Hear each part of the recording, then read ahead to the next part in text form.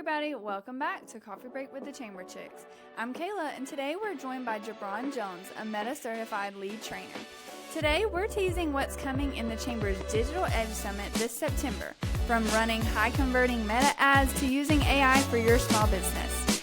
Grab your cup of coffee, settle in, and don't forget to grab your summit tickets in the description below. But let's get started.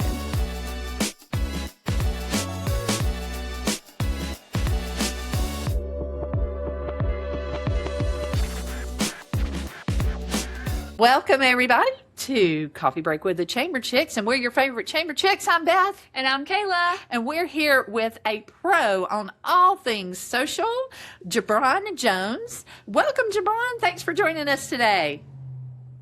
Thank you so much for having me. It is my pleasure to interact with you and to meet you. I can't wait to get down there in September. Folks like me, Gibran, who really don't know what that means, tell us what Meta Certified means.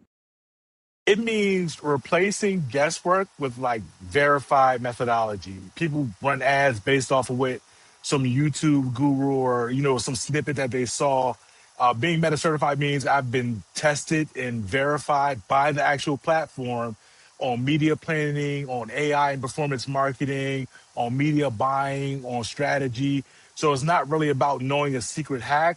It's about understanding the architecture of the platform, what they want to see from businesses to get in front of the right customers versus following entertainers who are playing. They're not playing the same game we're playing. Like, as a business, our thing is conversions, but most of what you see on social media is entertainment. So I'm certified to kind of break that down and say, okay, these are the marks you need to hit.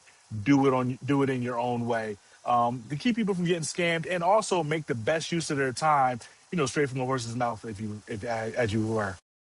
I love that. I think that's a very important distinction to make, because there is social media in the form of entertainment and there is conversions, like you said, because just because you're putting stuff out there doesn't mean that, well, it could be having an impact. It doesn't necessarily mean it's a good impact. And one thing that we have seen a lot of that is in the world of AI, right? There's a lot of AI things going around on, social media, whether that's just for fun or, or for your business or whatever. What's some advice that you give to business owners regarding using AI for content creation? I know that can be kind of a touchy topic right now, but what's some advice that you give to folks? AI cannot replace expertise, right? Like, you're still the expert, you're still the final decision maker. So even in the content creation world, you know your customers better than anybody else. I could have AI write a 20-page paper on commercial roofing right now, and it will do it. I have no expertise to know if it's actually correct. So in my world, I use it to avoid starting from a blank page, right? Some people, like myself, I'm horrible starting from a blank page. All I need is like a little bit of a template, a little bit of a format. I'm really good at editing and adding my own voice. And so that's what I use it for. Like, don't use AI to generate more noise. Hard work without systems is replaceable. And if you need a system to get rid of the inefficiency in your business, especially if you're a solopreneur or a small business and you don't have a lot of staff. So you got to use it to accelerate your workflow, not really to replace your strategy. Like, you got to use it for the tool that it is. So, we run the chamber like a business, and from the chamber business side, we make decisions based on knowledge, data. We don't make decisions based on how we feel in the moment. So can you tell us a little bit about how using Meta created data and the analytics, how is that critical to avoiding wasted time and wasted money? Well, it's because vanity metrics will bankrupt you. Like, as a business, and shares and these vanity metrics do not pay payroll. So I consider a vanity metric anything outside of awareness that makes you feel good, that doesn't contribute to the business, like, monetarily, right? So if I put out a post and I want to and I want to sell a product, or I want to get seats filled to an event, it doesn't matter if it gets 1 million likes and nobody signs up. It's a failure. It's a vanity metric. It makes me feel good, but at the end of the day, it doesn't mean anything, because the business of business is business. So understanding your data means knowing exactly how much it costs to acquire a lead, to turn them into a client, to track the user journey. What content do they like so we can avoid wasting their time? What content don't they like or don't respond to so we don't even have to put that on the table? And how do we grow our business to continue our mission overall? Because I think people create businesses overall to help, right? I see a problem that's not being addressed in the way in which I would address it. So I create a business to address that problem. And if I'm not getting in front of people, I'm not getting an opportunity to address that problem. So that data creates clarity because it may feel good to me. It may look good to me. It may make me happy. But ultimately, if there are no conversions or if there are no leads, there are no people attending the events, it's all for nothing. I love that. I'm so excited Listen, about I'm going to give you all the credit, but vanity metrics will now be in my vernacular. 100. Good. I love that. I love that. I know every way I'm going to use that. You're the best. I will give you all the credit.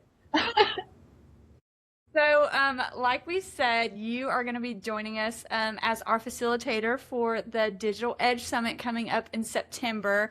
We're so excited about that. I know. We've never done anything like this before, but I think it's a real need for our businesses. And just like you said, people start a business because there's a problem that they need to address. Same thing for us. That's why we're doing the Digital Edge Summit, is because it's a need for our businesses and our community, and it's something that we need to address. So we're going to cover, a lot of different things in this, all kind of in that social media realm. You're going to talk about AI. You're going to talk about advertising in Meta, which is one of our most question. We get things so that many questions about that. People want to ask, how do I know what to spend in on social media? And also then we're going to talk about doing reels. So we're very excited about that. So that's September 17th at a new hotel here in Helen. We're so excited. It'll be very fun to bring that in. Hasn't even opened. Well, at the filming of this podcast, it hasn't opened yet. So brand new, fresh.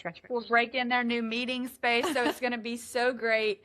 So, like I said, we're talking about all those things. Talking about the reel aspect of things, what is something you wish people knew about creating reels that produce results for their businesses? Stop dancing and start solving problems. Like what you put in front of your consumers, what they're going to expect from you, right? So just because it's a reel, remember, most people, our competition as businesses, as organizations, most of the time isn't other businesses and other organizations. It's entertainers and people posting with no clear outcome, meaning they're creating reels because their nephew got a new pair of sneakers, right? Because somebody graduated. There's no business intent behind it, or they're just entertainers.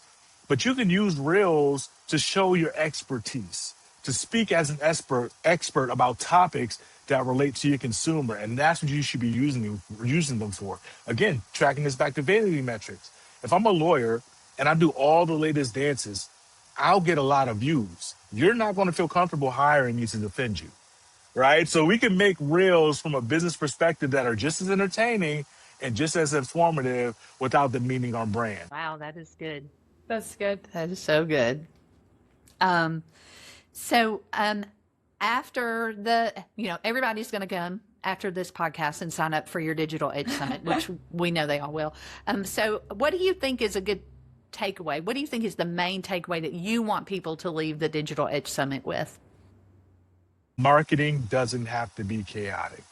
Create a system, stick with the system, test things 90 days at a time.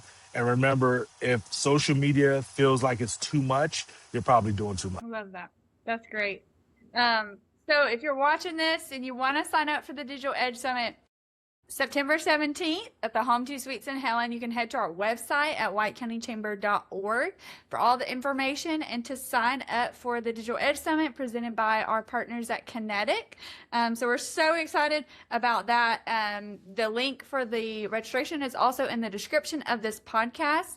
And if you wanted to learn more, then sign up. But we've also got some other great podcasts that you can listen to in regards to marketing. So make sure to like and subscribe and follow us on all the things. You can catch us on YouTube, Spotify, Amazon, Apple Podcasts, all the places. We're all the places all the time. And we've got some other marketing podcasts that you can check out. For one, linked here is The Importance of Branding. So make sure to check that one out if you are looking for other ways to grow your business. Well, thank you so much for joining us. And thanks for tuning in to this episode of Coffee Break with the Chamber Chicks. And until next time, we will see you. Love you. Bye.